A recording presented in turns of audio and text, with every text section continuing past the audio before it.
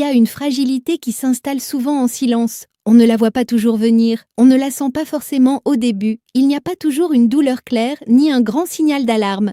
Et pourtant, elle avance, on se croit encore solide, on continue à vivre normalement. Puis un jour, une chute banale, un faux mouvement, parfois même un simple effort, et le corps révèle soudain quelque chose qu'on n'avait pas compris à temps. Les os sont devenus plus fragiles. L'ostéoporose est justement connue comme une maladie silencieuse parce qu'elle ne provoque souvent aucun symptôme avant la première fracture. C'est pour cela que ce sujet est si important. Parce que quand on parle d'os fragiles, beaucoup de personnes pensent d'abord à la vieillesse ou à une fatalité. Elles se disent que c'est normal, que les années passent, que le corps s'use, qu'il faut simplement faire avec. Mais la réalité est plus intéressante que ça. Oui, le risque augmente avec l'âge. Oui, les os perdent progressivement de la densité. Mais non, cela ne veut pas dire qu'il n'y a rien à faire. Les os restent des tissus vivants qui se remodèlent en permanence et plusieurs habitudes peuvent aider à soutenir leur solidité au fil du temps. La première chose à comprendre, c'est que les os fragiles ne concernent pas seulement les femmes. C'est une erreur très répandue. L'ostéoporose est plus fréquente chez les femmes, surtout après la ménopause, mais elle touche aussi les hommes.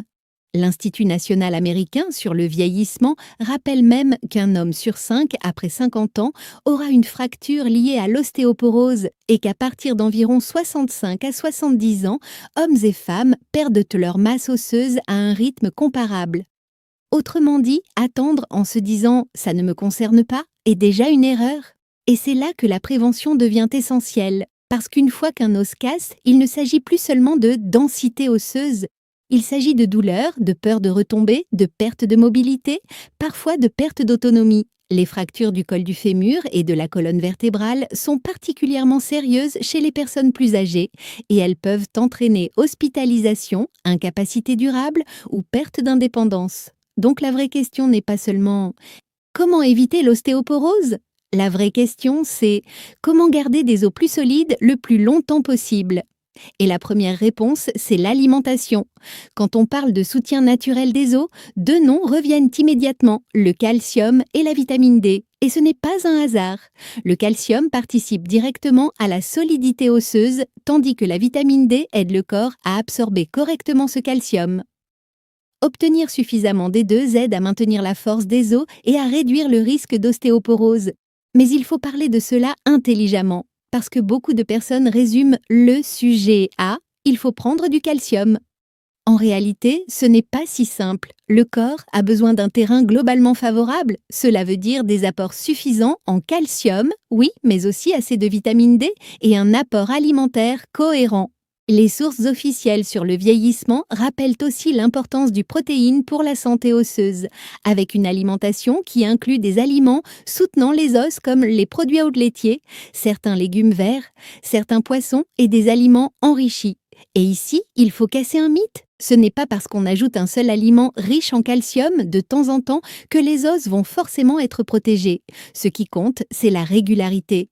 Les os aiment les habitudes cohérentes, pas les coups de rattrapage. Il faut aussi être honnête sur les compléments. Beaucoup de gens pensent que calcium et vitamine D en pilule sont automatiquement la solution parfaite. Les données officielles sont plus nuancées, certains essais montrent des bénéfices, surtout quand calcium et vitamine D sont associés chez des adultes plus âgés, mais les résultats ne sont pas uniformes pour tout le monde. L'idée la plus solide reste d'abord de viser des apports suffisants, surtout par l'alimentation quand c'est possible, et de discuter des suppléments avec un professionnel de santé quand il y a un vrai besoin. Le deuxième pilier, et peut-être le plus sous-estimé, c'est le mouvement. Beaucoup de personnes pensent protéger leurs os en bougeant moins. Elles ont peur de se faire mal, elles se disent qu'il vaut mieux être prudent, éviter les efforts, rester tranquille. Mais des os peu sollicités ont tendance à se fragiliser davantage.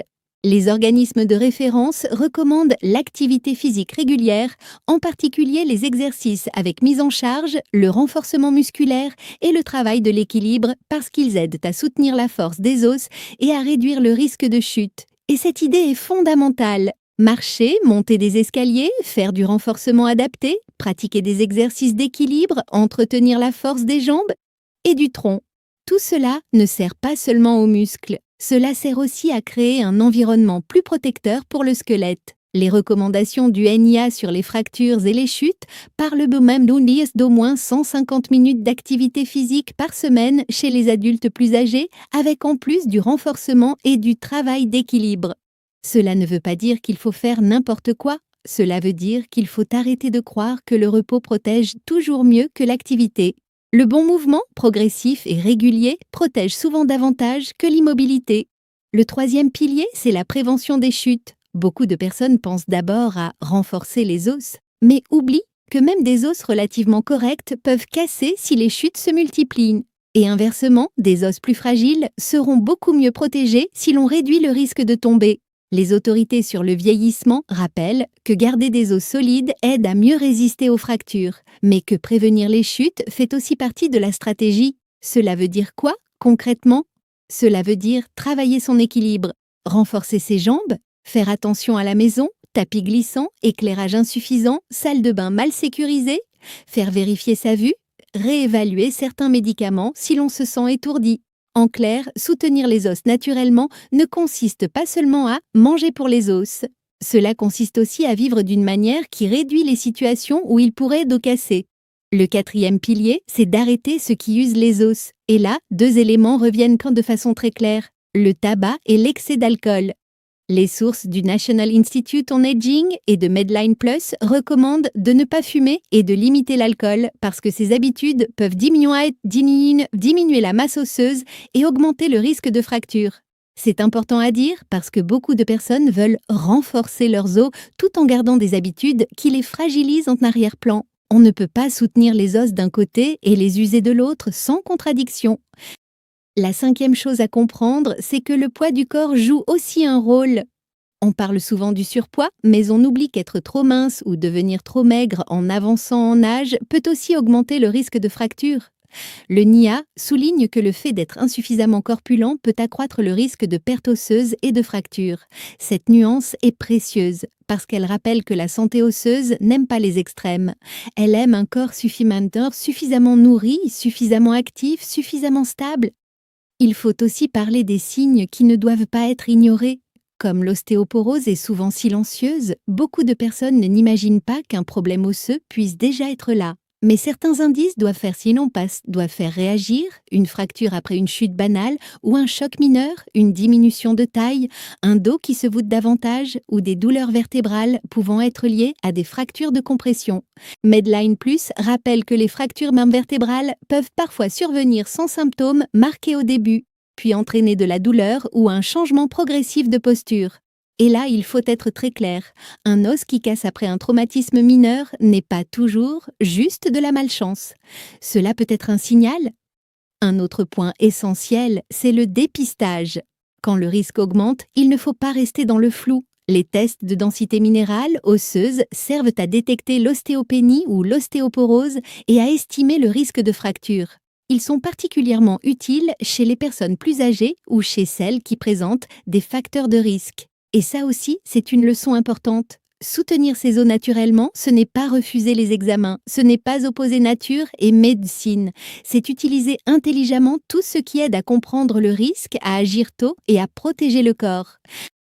Il faut aussi rappeler que certains médicaments ou certaines maladies peuvent fragiliser les os. Les sources médicales mentionnent notamment les corticoïdes prolongés parmi les causes possibles d'ostéoporose secondaire. Donc si une personne prend certains traitements depuis longtemps ou vit avec une maladie qui peut affecter l'absorption du calcium ou de la vitamine D, elle ne devrait pas se contenter de manger un peu plus de produits laitiers et espérer que cela suffise. Il faut en parler avec un professionnel.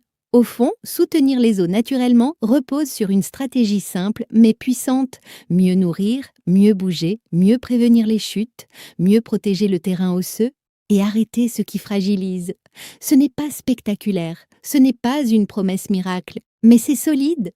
Et c'est exactement ce qu'il faut pour les os, du solide. Alors, qu'est-ce qu'il faut retenir ? D'abord, que des os fragiles ne donnent souvent aucun symptôme avant la première fracture. C'est pour cela qu'il ne faut pas attendre une alerte évidente pour agir. Ensuite, que le calcium, la vitamine D, les protéines, l'activité physique régulière, le renforcement musculaire et le travail de l'équilibre font partie des bases les plus importantes pour soutenir naturellement les os. Ensuite encore, que le tabac, l'excès d'alcool, l'inactivité et l'amaigrissement excessif peuvent aggraver la fragilité osseuse. Enfin, que la prévention des chutes et, quand c'est indiqué, l'évaluation de la densité osseuse font aussi partie d'une vraie stratégie de protection. Et s'il fallait résumer tout cela en une seule phrase, ce serait celle-ci. Des os plus solides ne se construisent non pas avec un miracle, mais avec des habitudes simples, répétées, qui protègent le corps avant la fracture. Avec l'âge, les os peuvent devenir plus fragiles sans envoyer de grands signaux au début. C'est justement ce qui rend le sujet si important. On peut se sentir encore en forme, continuer sa vie normalement, puis découvrir trop tard que le squelette s'est affaibli en silence. La bonne nouvelle, c'est qu'il existe des gestes simples pour mieux protéger ses os. Mieux manger, mieux bouger, renforcer ses muscles, travailler son équilibre, prévenir les chutes et éviter les habitudes qui fragilisent le corps. Ce qu'il faut retenir, c'est ceci. On ne protège pas ses os au dernier moment. On les protège chaque jour. Et plus on agit tôt, plus on garde de chances de rester solide, mobile et autonome longtemps. Si cette vidéo t'a aidé à mieux comprendre comment soutenir les os naturellement, abonne-toi à la pharmacie naturelle, active la cloche et laisse un commentaire. Dis-moi, qu'est-ce qui t'inquiète le plus aujourd'hui? Les fractures, les douleurs, la perte de force ou la peur de tomber? Et partage cette vidéo à une personne de plus de 50 ans autour de toi. Parce qu'un bon conseil au bon moment peut vraiment éviter une grande fragilité plus tard.